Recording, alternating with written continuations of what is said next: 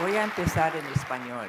Buenas tardes. Les quiero presentar a mi amigo Dr. Roy Steiner, vicepresidente de la Fundación de Rockefeller. Si no fuera por el trabajo de la Fundación en México, mi papá no hubiera llegado a México y no estaríamos aquí en Summit celebrando su vida. It is my pleasure to introduce my friend, Dr. Roy Steiner, who is currently Senior Vice President of the Food Initiative at the Rockefeller Foundation and leading multi-year initiatives to advance a more nourishing and sustainable food system. Roy also served for nearly a decade at the Bill and Melinda Gates Foundation, where he was Deputy Director and founder member of the Agricultural Development Initiative in the Foundation's Global Development Program. The Rockefeller Foundation's mission remains unchanged since 1913. That is, to promote the well-being of humanity throughout the world. The evidence by their decades of support for the work that we are championing here today. When my mother and I joined my dad here in Mexico in 1945, the families from the Rockefeller Foundation became our extended family. The Herrars, the Wellhausens, among a few others welcomed us, and we became a close-knit Rockefeller family. I have fond memories of spending Thanksgiving, Christmas, and more American holidays together with the Rockefeller family. My brother and I used to go to Estudios Especiales on Londres 40 with my dad once in a while, and I have great memories of the beginning of the Rockefeller Foundation here in Mexico with Estudios Especiales. My father was a proud employee of the Rockefeller Foundation for over 40 years, from 1944 until whenever he retired. Thanks to the Rockefeller Foundation for their continued support of the humanitarian efforts throughout the world. I am looking forward to hearing more about their work in regenerative agriculture for nutrition resilience. Please welcome Dr. Roy Steiner. Please welcome Senior Vice President of the Rockefeller Foundation, Roy Steiner.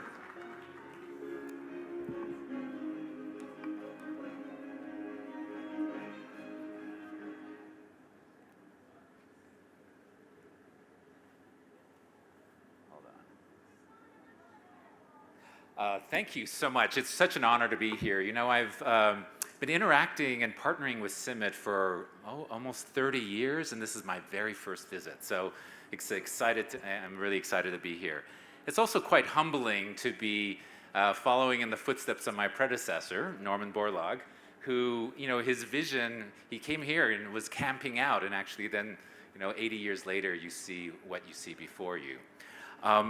I was, in preparation for this talk, I went to the Rockefeller archives, which are extraordinary, and picked out this photograph because I love that this is an example of participatory problem solving. You see Norman Borlaug, they've propped up a chalkboard in the hood of a truck, and they're problem solving in the field. It's not in some classroom, it's not theoretical.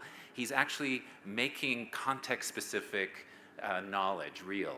And I think we need that kind of spirit now more than ever, because the challenges we're facing are actually much more challenging than what Norman was facing. Not only do we have to feed 8 billion people, but we have to deal with this challenge, right? Many people have seen this in the 9 planetary boundaries that the Potsdam Institute has laid out. Global greenhouse gases are only 1 of 9, and 6 of those 9, we're at dangerous levels of exceeding the planetary capacity. This beautiful planet that we all live on could start to degrade in pretty dramatic ways. And so not only are we have a food system that's contributing to that emergency, the land system, the freshwater change, the ocean, biochemical flows, etc. But we've also created a food system that is value destroying. When you actually do an economic analysis for almost every dollar of economic value the food system it creates, it also creates $2 of economic cost, trillions of dollars. And so we've created, and part of that is obviously the environmental costs, but also the dietary costs. The food that diet is now the #1 risk for early mortality. So what we're eating is literally killing us. We have to change our food system so that we are actually addressing this crisis and addressing the health of humanity. In order to do that, we have to change what we're doing. So I think the future of food is going to look not so much like this, which was the paradigm of the past, where continuous monoculture, which we know is not healthy in most cases, and it's going to look more like this, which is a research field in Wageningen, and you see multiple crops growing side by side. I think diversity, whether that's temporal or spatial, has got to be an indication of future food systems. We know this is a better way to grow food because the interaction effects, the effect on soil, microbiology, health, etc. This is the future of creating a regenerative system. But it's a much more complex system. We know also that when you grow food this way, it is much more nutritious. The Rockefeller Foundation has launched something called the Periodic Table of Food, which is analyzing not just a couple of dozen or 100 biomolecules, but thousands using mass spectrometry, and we're seeing incredible diversity in the food that we had no idea about. We're on the cusp of a whole new revolution on understanding our food. So it's a very exciting time. However, in order to create this food system that's diverse, that's equitable, we're going to have to create new kinds of knowledge. And one of those pieces of knowledge, kinds of knowledge, is really thinking about this from a system productivity. It's not good enough just to look at the productivity of a single crop. You need to look at the productivity of the entire system and all the externalities. And that's more complex. That takes more knowledge.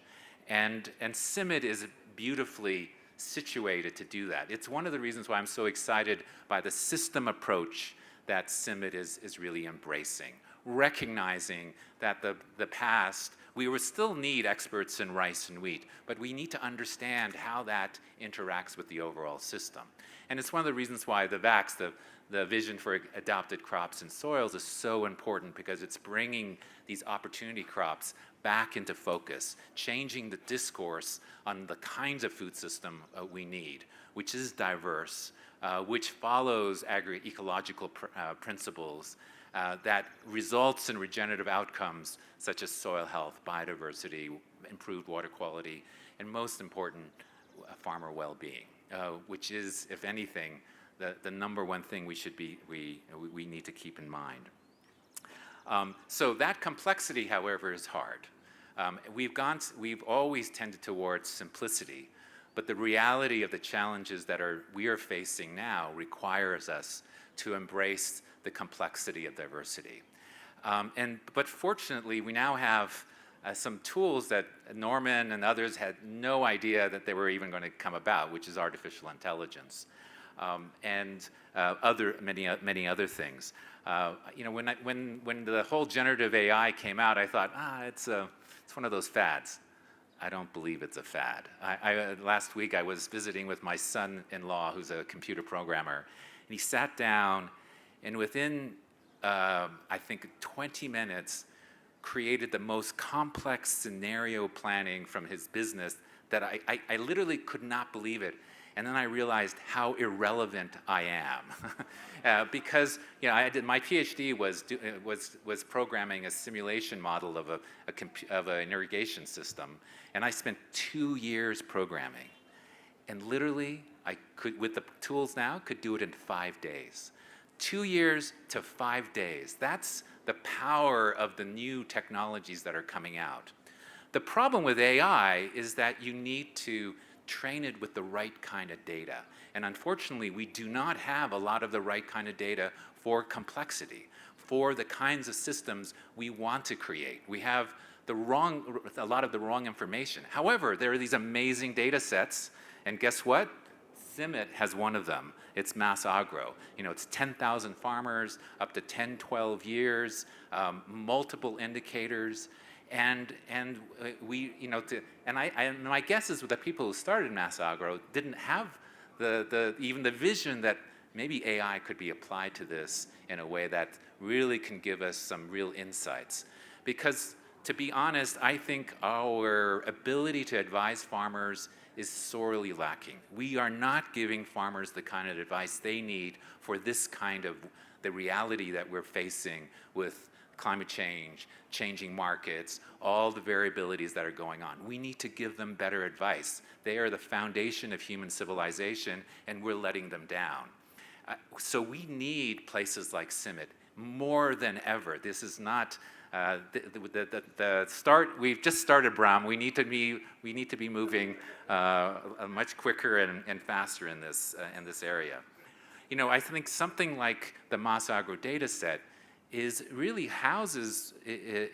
probably billions of dollars of value, of economic value, if we mine it properly. And places like CIMMYT and the other CG centers have these amazing data sets that in some ways are as important as the gene banks, I think, or maybe not as important, but pretty close. So let me end with this. I asked ChatGPT, give me a vision of the future food system that's nourishing, equitable, and regenerative, and it gave me this, which looks pretty nice. And I see, you know, when we did the Food System Vision Prize, a lot of people came up with this kind of a vision. And I think the potential of creating a food system that's nourishing, that's regenerative, that's equitable is really real. But I need to be honest with you. You know, I do believe in the long term. I'm a long-term optimist. I believe humanity will achieve justice in the end. I'm actually a short-term pessimist. In the next 10 to 20 years, I think humanity is going to face some of the greatest challenges it's ever faced. Not only do we have climate change, we have extreme polarization, which almost always leads to violence, and you throw AI onto that, which is also an amazing tool, but it'll be used by some of the worst people on the planet to also do their end. So we're facing a very turbulent next 20 years. That just means we got to buckle up, and we're, as good people who really care about the future of this planet, work even harder to develop the kind of systems that we need. And you know, when I think about what that's going to require, I think, you know, we are going to have to really. I have hope because I believe in the power of human imagination, and I believe in the power of love. And love of nature, love of humanity, and love of future generations. Like if I asked, you know, how many people here have children? I'm sure you would all, you know, how many people here have grandchildren? Maybe I have 3. You have, okay. Well, you know that you would do anything for those grandchildren and those children. You know, that's inherent in being a human being, is that you care about your future generations. Yet we've designed economic systems that care nothing about them. They actually value, when we have a discount rate, you actually consider the well-being of your grandchildren, your great-children as worth nothing. That is completely contrary to every human value system in the world. We've got to be able, I think all would be willing to sacrifice to create a better future for our children, our grandchildren. And I think that's what has driven people like Norman and others, the passion to make the changes that we need. We need the courage, and that's, at the end of the day, I believe, is the power of love. So I'm going to leave you with that thought, even though it's an unconventional thought for a scientific organization. But I do think at the core of it, we have to transform. That's going to be hard. But we have the human imagination, and we have the power of love to keep us going. So with that, I will hand it back. Thank you.